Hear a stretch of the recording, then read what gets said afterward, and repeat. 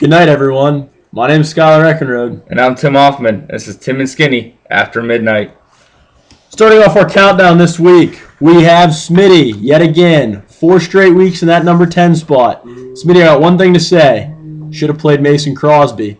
Played him the first 3 weeks out of the season. Benched him this week. Would have tied you the game. You wouldn't have gotten the win column, but hey, a tie's better than a loss, I guess. The good news for you, though. Forte and Dez and Alfred finally performed together. If you can keep that up, maybe you get a win this week. It's a big matchup with Tim. A win there and a loss by Jarrett. You're right in the thick of the playoff race. But, hey, Cam is killing you. He might even be putting your team in a chokehold, so you better pick it up there a little bit. Do that. All right, coming in number 9. Probably to his surprise, we have Keebler. After your great week last week, Keeb, you got all high on your horse because you were ranked number 5. All the way down to number 9. You were the tumbleweed of the week this week. Congratulations. Nick Foles, your pony boy of your team, got you 3 points this week. Joe Flacco sitting on your bench put up a stellar 29 points. Probably would have been a better play for this week. Still wouldn't have mattered because I kicked your ass and I just squeaked. Exactly. You played Blunt this week, got you 2 points. I know last week he had a great week, over 100 yards rushing, but that's a fluke week. They were crushing the team they played. He got in there, played well. Blunt's a good runner, but he's not going to be a number 2 running back for you. Keeb, I'm just going to say right now, your hot streak is over. I don't know that you'll win another game all season. You're going to go back to old form. I'm making a bold statement right here, folks. I don't know that Keeb will win another game this season. Okay, coming in at number 8, moving up the ranks. Last week at number 9, this week, all the way up to number 8. Tim Hoffman gets in the win column. Team name, fucking my cousins. More like cousins is fucking Tim's team. Put up, 3 points for you last week? 5 points? Sammy Watkins, however, has the Tim Hoffman syndrome. He has 17 catches this year and 6 drops. Luckily for you, though, Jamal Charles finally looked good. And by the way, your bench is fucking terrible. I think UPJ has a better bench, but UPJ's soccer team, by the way. So. All right. Coming on to number 7, our league commissioner, moving up 1 spot this week. Garrett, you picked Calvin Johnson in the first round. 1 point. Great job. I'll tell you not to pick him, and you did. It worked out well for you. Andrew Luck, though, looks great. You got him late. Played well. Doug Martin's finally getting back to form. What form is that, by the way? I've seen Doug Martin's name like one time. He had 11 points. I want to know what your form is for Doug Martin. By form, I mean he scored more than 10 points. He scored 62 points one game like 3 years ago, and Tim thinks he's a first-round draft pick. He was fucking good when I had him a couple of years ago. He's been hurt. He's finally back from injury. I think that's going to be a good option for you. You should have played Kelsey against me. Came in, had 15 points. Would have been nice in the flex over Edelman. Maybe you could have wheedled in Edelman's ear, and that would have helped you. Maybe you could have encouraged him to get you some more points. And folks, in case you didn't know, that's my word of the week. Wheedle. It means to speak softly to gain influence on someone. So maybe you could have edged him to get you a couple more passes. Maybe not take a play off and cut short and make Tom Brady throw an interception. I mean, could have helped you out. And Jarrett, by the way, just so you know, you were lucky enough to get our new segment of the show, the TBM, the Total Burt Move of the Week. If you wouldn't have played a defense for the 2nd straight week, you won. Oh, my. Maybe next week you'll smarten up and just bench all your defenses altogether. So, better luck. Coming in at number 6, we have Berticus. Bert, you're 1-3 in a very tough division. You need to quit studying for school so much because that's all you freaking do anymore. You were in bed at, I think, 11 o'clock tonight. You got to focus more on that fantasy football, a little less on golf, way less on school. I don't know what the hell you've been up to. Your bench is weak, and it shows in your record. You have some good starters. You got Peyton Manning, A.J. Green. Your running backs are actually surprisingly stellar with Rashad Jennings and Wad Bradshaw.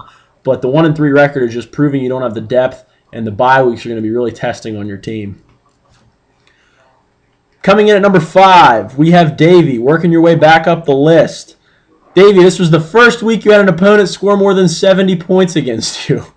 You were lucky enough, you scored 4 more than Smitty, got the W. And I'm going to say it again, you have Matty Ice and Le'Veon Bell, and that is it. You have no other starters in the top 10. Lacey and Jeffrey, however, starting to look maybe back to their old form. That'll be big for you down the stretch. If they do pull it together, look out. Your team's actually starting to look pretty decent on paper. I will tell you this, Skyler. I do not think that Davey will reach the finals with you again this season. I don't see it in this team. So you think I'm being in the finals this year? You're a good bid for it. That's what I'm going to say that as well. But I just don't see Davey getting back to the spot that he was in last year. Coming in number 4, we're talking about you, Skinny. You got Rogers from Davey. Worked out great for you. 29 points this week. Davey really could use somebody like that on his team. I said it last week. DeMarco Murray, still a great option. 27 points. Cowboys are finally getting their heads on straight and making them run the ball. It's working out. But your number 2 pick overall, LaShawn McCoy, 1 point. That's gonna, when you start getting into the bye weeks, that's gonna hurt you when you have to play him and you lose your other players. I say it every week. Don't play Redskins players. Kirk Cousins fucked the whole team this week. They always have quarterback problems. You cannot rely on a Redskins quarterback. And Pierre Garçon got you hardly any points this week after a great week last week. Also, you played some guy in your flex. I don't know if he's even a real player. His last name's Blue. You probably should have tried red or green. I would have put in Niles Davis, 12 points on your bench. That would have helped you. You already won anyways, but it's just got to make smart choices. I needed to give Keith some sort of a chance, man. I agree. Coming at number 3, we have the kid who's never even around anymore, TD. I said it before, Phillip Rivers, great option. 30 points this week, and you played Eddie Royal to go with them. He hooked up for 25. 55 points right there with that receiver-quarterback combo. You beat Keeb. Exactly. But you're having some bye-week woes. Unless you play defense like Jarrett. Yeah, that's true. Marshawn Lynch and Russell Wilson were on bye week. Lynch would have really helped you this week. And your replacement was Green. He got you 1 point. I think bye week was really hurting you this week, TD. All right, coming in at number 2, we have Brent. Brent, you fell 1 spot from the top. I still think your team's the best. Tim disagreed. So that's why you're coming at the number 2 spot there. But your team looks solid. Breeze, Bernard, Foster, Macklin, Olsen, Cobb. And if Demaryius Thomas starts playing anything like he did last year, you have a tremendous, tremendous starting lineup. But hopefully they don't fuck you over like you fucked me overnight and send me that dinner by myself. Thanks for that, bud. I really appreciate it. All right, coming in number 1 is Beto. Beto, your team came out on fire just like your meatloaf did. Coming out scoring a lot of points. Funny because you almost in an apartment now. You had 4 starters over 20 points this week. You had a great week. Ostiato was a great pickup since McCoy's gone. Or not McCoy, excuse me. Peterson's out. Your Pats defense hurt you. Negative 4 points. But, I mean, they just got fucked on this week by the Chiefs. But, basically, what is that? Basically, Beto. Your trophy run is a lot like your love for Cassie.